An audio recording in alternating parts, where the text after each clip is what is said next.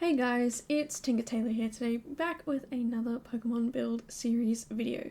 Today we have Kabuto, who is like a little horseshoe crab looking Pokemon. It's kind of cute. It also kind of reminds me a little bit like a ladybug, but that's because on top of the shell there's these two pretend eyes. And to me it kind of looks like little ladybug spots. And it's cute. It's a cute little rock water type Pokemon. And it reminded me of, just like little bugs that you would see in the garden, just these unique little interesting creatures. It's a rock water type, but I built something for a bug type Pokemon. Because, why not? And that's the fun of this challenge, is you kind of get to build whatever you want, and it really doesn't have to make sense. But, it's I say it's a challenge, it's a series. I keep mixing it up. But yeah, no, anyway, the point is, it's a fun little thing, I enjoy doing it. And I don't know, to me it looks like a little creature you would see in a garden, maybe.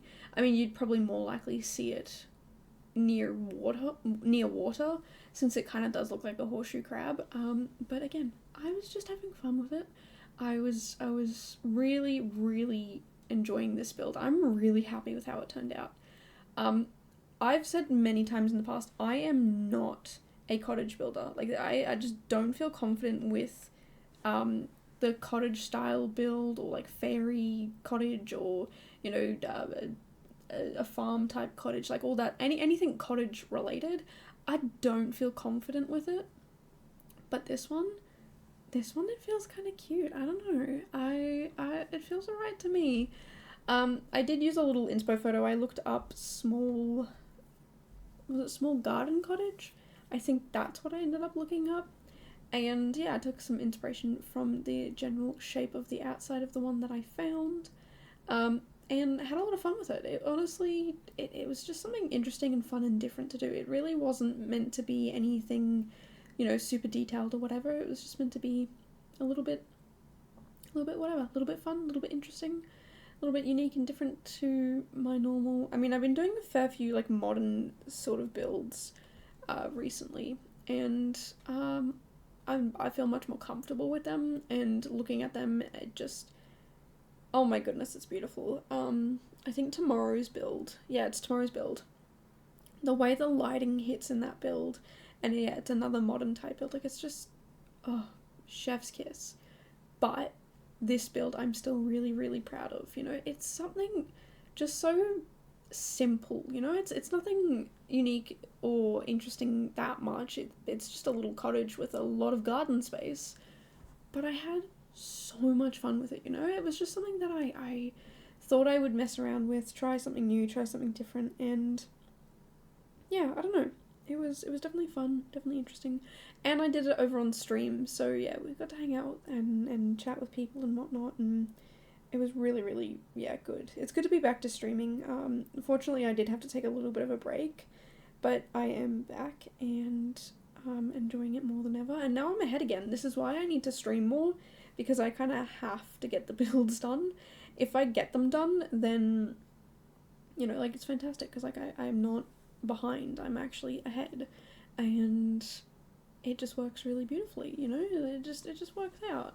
Whereas with what do you call it, like not streaming days, I generally tend to only get one build done, and I procrastinate a lot because there's no one there kind of keeping me accountable. And that's not to say people on stream are keeping me accountable, but by having people on stream there, that in itself keeps me accountable.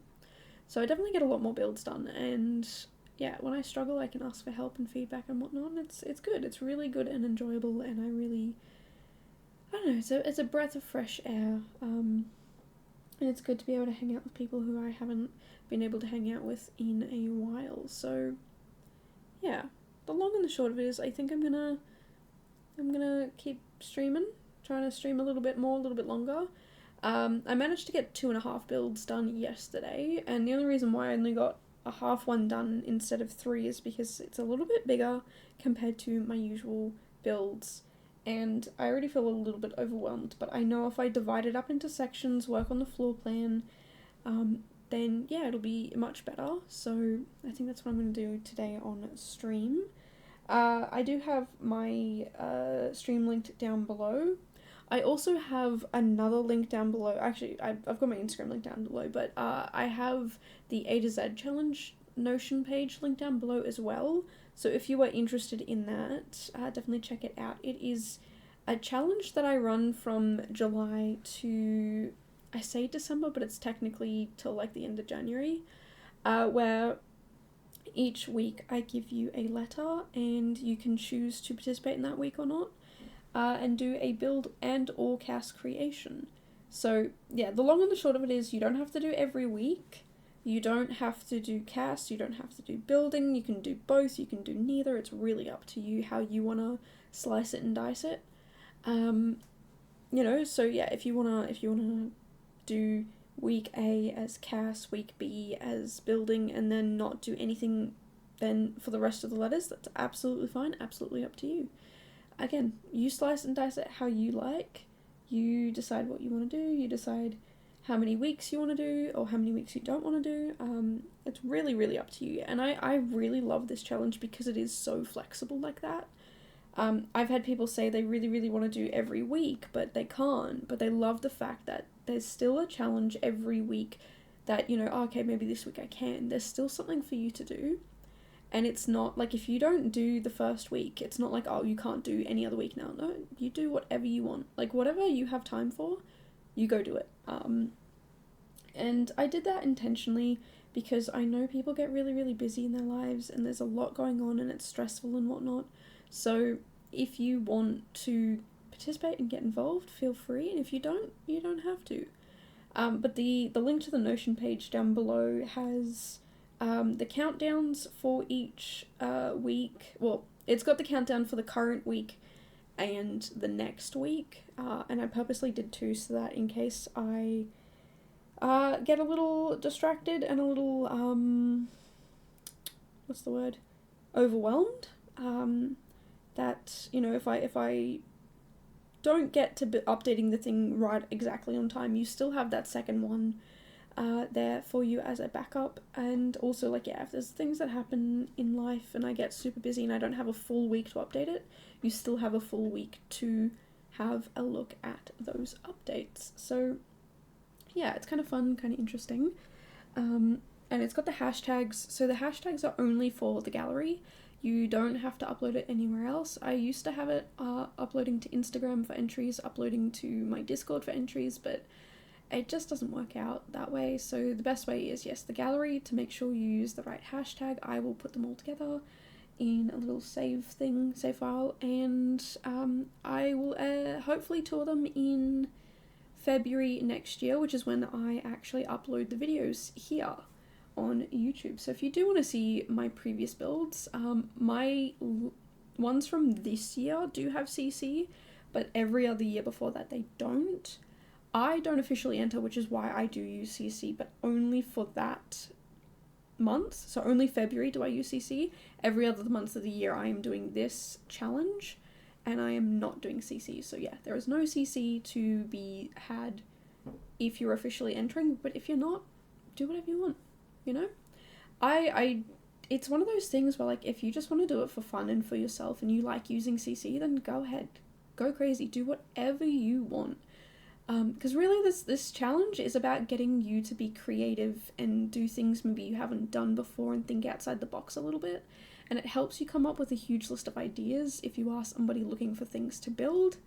And if you are also looking for things to build or inspiration for this challenge, I do have previous entries in a little you can scroll through and look at all the different weeks, and it's good, it's fun, it's interesting, and I'm really happy with how it looks on the I love Notion. I'm not sponsored by Notion, and even if they never sponsor me, which I'm not worried about that, but 100% every day of the week I will talk about it because it's so handy and so helpful and just really helps me keep on track. I am someone who loves to organize, but I'm really bad at doing, and I think a part of that is because I used to always use notebooks, and you can write it down and be like, oh look, here's all my tasks to do today, but then you've got to go do them. But with Notion, I put them into my calendar and then I have to check them off, and it disappears from my calendar because I have it on on the view where your finished tasks disappear. And it's beautiful, it's wonderful, it's amazing, it's fantastic. I can see things disappearing like weeks, or I say weeks, but days into the future. There's been like the days where I've been really, really good and I'm getting far ahead. I look at my calendar and it's like, wow, it's like Monday, Tuesday, and you finished everything till like Friday this week. That's insane. That's amazing. And it means I get to go and have fun while not feeling guilty, because I can look at my calendar and be like, I have days free to do things. So it's been really, really, really good. And the other thing is, like, you can set it up however you want. I know there's people out there who don't use the calendar bit. They just, write down the task and then delete it, and then write the next task and delete it and whatnot. There are people who set up, checklists and stuff like that, or finance spreadsheet tracker things, all that sort of stuff. Personally, I am a bit more comfortable with putting financial spreadsheet tracky type things into a spreadsheet rather than Notion, but you absolutely can. Like, if you want to keep everything in one place, like, Notion is great. I used to take all my uni notes on there, and I do a little bit of creative writing on there for fun. I have this Notion tracker for the A to Z challenge, and I might put together a few more for, thinking about doing some challenges here and there, but the problem with that is, one of the ones I want to do is a gameplay challenge, and I don't do gameplay, so I need to figure out how gameplay works and how feasible my ideas are before I actually put it together. Yeah, 10 out of 10, recommend Notion, absolutely, 1000%. I still use a notebook as well, but what I do is I'll go in for the month and put in all my major tasks that I need to do. For example, these videos, the shorts I do, and then the posts or the stuff I upload to Instagram, my streams, birthdays, when I want to like go out and explore, all those sorts of things. And I organize them by tag, so the personal stuff is in the personal section, and the writing stuff's in the writing. I don't really put writing stuff in anymore, but for a month I did write 100 words every day, which was not a lot. Like, 100 words is easy, but I can't keep on top of it. It's I get too distracted and I end up just rewriting the same chapter over and over and over again. So I will have like a really well written chapter 1, but then never have a chapter 2. And that's the same for every story I've ever written. It's just chapter 1 and a plot that I've written. So yeah, look, I kind of did just abandon that idea a little bit, but I do plan on getting back into writing. Because I do co-working, that is definitely an idea of mine, is to, jump in and do some more co-working streams so that I can actually get some writing done. I'll do like an hour of maybe, well, I say an hour, it's 15 minutes focused and 10 minutes not focused, like the relax break session. But I'll take one session probably to plan and write and organize and, actually get in and get some stuff done.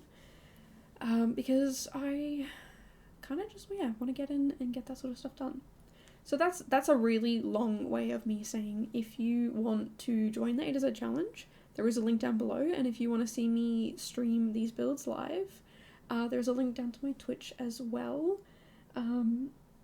It's free to hang out and watch me build live, and I generally get I would say comfortably 2 builds done a stream, sometimes 3. It's really depends on how much energy I have. And then occasionally I'll do a variety game. I used to do variety once a week, but at the moment, not really been able to. So I'm trying to organize that again. I think my variety game will be a bit of Minecraft at the moment, but I do also like, some supermarket sim or power wash sim, or I did Stray in March for my cat's birthday. We had a birthday stream for her because I'm not going to share my birthday, but, we've got to celebrate Macy. She is just the most beautiful baby there ever was. So, yeah. There are some variety games down there, and I definitely do want to try some more stuff out here and there. And like I said, I also do co-working streams, and I try to do those once a week. Generally on Thursdays for Australian time, which is probably Wednesdays in America, or waking up Thursdays for you guys, depending on how long I do it for. I'm kind of in the middle of, I say in the middle of changing up my schedule. I haven't actually done it. I'm just in the thinking stage, not the doing stage. But I plan on streaming a little bit earlier so I can kind of, for co-working days, so that I can kind of get more people in. And hopefully, yeah, I can kind of get ahead in my schedule and maybe even get my personal streaming days to be a little bit earlier. Because then I can finish streams a little bit earlier and not have to worry about... Sometimes I stream through dinner and I'm really hungry, and that's probably not a great idea. So yeah, might adjust it a little bit, but none of that affects these videos. In fact, it actually makes it a little bit easier and better for me because these videos will be done... I do a lot of video editing on my co-working days and a lot of these builds obviously on the other Sims days. And yeah, if I can get that far ahead, I might shuffle around my schedule and yeah, kind of just have a little bit of fun with it. So yeah, but that's kind of the long and the short of all of that. But yeah, like I said, I did do this build over on stream, and when I was editing this video, I was like, wow, like how much landscaping did I did? I did a lot of, this is kind of, like, I spent majority of this on I don't want to say majority on it, but quite a decent amount of this on landscaping, and I'm pretty impressed with how it turned out. I don't know, it's, I think I'm finding my groove. I think I have to stop complaining about not knowing how to landscape anymore. There's definitely certain types of landscaping I don't know how to do, like the really clean, crisp landscaping. Not really sure how to do that. But yeah, this, I think I've got the messy landscaping down pat. You know, like the wild organic landscaping. And the way I kind of do it is just start with some low-lying grass and map out where you want your greenery to go. And then pick a bunch of plants of varying heights, but they all have to be taller than your grass because otherwise they're not going to be seen. And then you just go and put them all in. Sometimes I'll do garden section by garden section, but most of the time I will pick one plant and just randomly dot it around, and then I'll pick a second plant and keep going, and then eventually you'll get to a point where you're just filling in gaps. And you will also get to a point where you're looking at a section and you go like, oh, this is filled with like a lot of red plants, but there's not a single blue one. So you can go in, delete one of the red plants, put a blue one in, and you can kind of, you know, mix and match them together. I also do recommend picking a couple, maybe even just one, but like a bland plant. Just the plainest, boringest plant. So in this one I picked like a green fern, and that really helps as well because you're not going to be filling it up with 100,000 fancy floral, like it calms it down just a little bit. And in real life, like you would see some just green plants. So yeah, to me it's good. And the other thing is with the grass, I pick like the lowest lying plant I generally pick one that has a flower on it, because the space, like the parts where you have gaps, it's already got flowers, so you're not really going to pay all that much attention to it, you know? You can see that this one has like a sort of yellow-white flower, and if you look at the other plant sections, like you can see gaps where I didn't put other plants, but it's okay because this grass has flowers on it already. So you've got these flowers at all different levels and lengths and shapes, and, you know, I enjoy it, you know? It's kind of fun and interesting, you know? So yeah, if you're ever kind of stuck and unsure, that is my recommendation. And for this garden in particular, I believe I only use Basecamp and Cottage Living. So if those are the two packs you have, I believe you can do this gardening, because most of this is Basecamp. Basecamp's got some pretty good, like, plant life, I think. Like, you can find some good stuff as long as you've got debug on and live edit objects on. It's very, very, like, handy. It's so much stuff. But anyway, we're pretty much at the end here. I just go around and do last minute terrain paint. But yeah, let me know down below what you think of this build, if you enjoyed it, or if you're thinking about joining in the A to Z challenge. Yeah, this is, like I said, we're pretty much at the end here. If you want to see more stuff like this, make sure to subscribe. I do come out with a video pretty much every single day, just not the last couple of days of February due to the A to Z challenge. But yeah, thank you guys so much for hanging out, listening, and watching, and I will see you guys in the next one. Bye, guys.